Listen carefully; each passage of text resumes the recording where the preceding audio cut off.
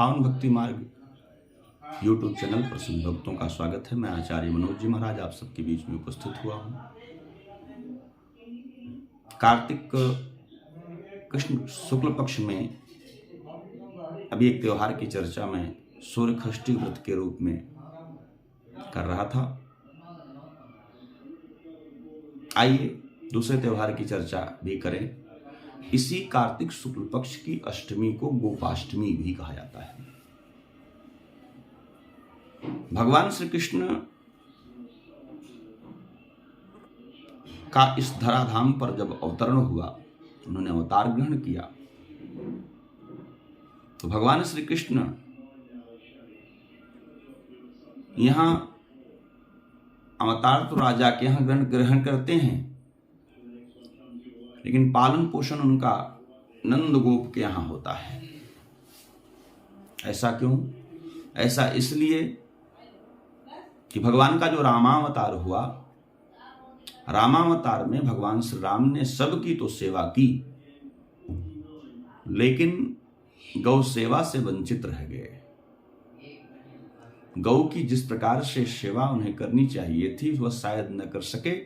तो भगवान राम ने विचार किया कि जो मेरा अगला अवतार होगा वह राजा के यहाँ होगा, लेकिन मेरा पालन पोषण जब गोप वंश में होगा तो वहाँ मुझे गौओं की सेवा करने का पूरा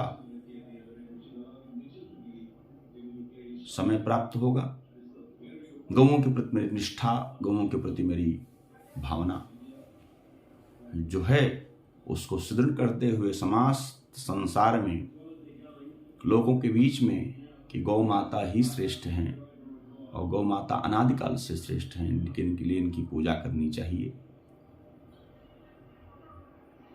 तो रामावतार तो इसीलिए हुआ था कि विप्र धेनु सुर संत हित लीन मनोज अवतार, विप्रधेनु सुर संत हित लीन मनोज अवतार, निज इच्छा निर्मित तनु माया गुण गोपाल।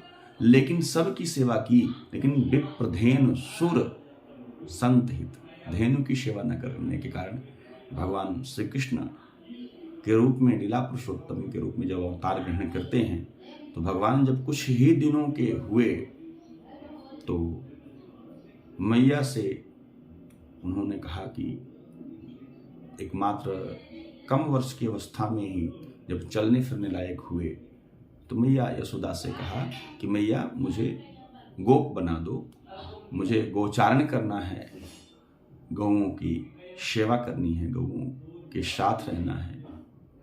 तो मैया कहती लाला अभी आप बहुत छोटे हो, इसलिए आप अभी गोप नहीं बन सकते।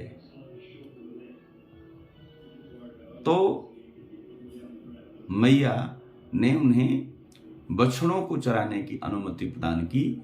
उस दिन भगवान श्री कृष्ण वत्सपाल बने, भगवान कृष्ण वत्सपाल बने और बछड़ों का चारण उन्होंने किया, छोटे छोटे बच्चों को चराया, उनकी सेवा की। उसी प्रसंग में ब्रह्मा को मोह हुआ था। आप भागवत को विशिष्ट रूप से सुने, पावन भक्ति मार्ग यूट्यूब चैनल पर, तो आप सबको प्राप्त होगा। उसके बाद भगवान श्री कृष्ण जब कुछ और समय व्यतीत हुआ और बछड़ों को चराने में पारंगत हुए, तब मैया से कहा मैया अब हम बड़े हुए हैं, अब बड़े हो गए हैं, अब हमें गोपाल बना दो। तो मैया ने शुभ तिथि, शुभ मुहूर्त को देखते हुए कार्तिक शुक्ल पक्ष गोपाष्टमी के दिन ब्राह्मणों को बुला करके आज कन्हैया के हाथ से गाय की पूजा करा करके उन्हें गोप बनाया गया। और उसी दिन से भगवान श्री कृष्ण गोचारण, गो सेवा करने लगे। इसीलिए गो अष्टमी के दिन हर व्यक्ति को गौ की पूजा करनी चाहिए। यद्यपि गौ तो सदैव पूजनीय है, लेकिन फिर भी उस दिन विशेष रूप से गौ की पूजा करनी चाहिए।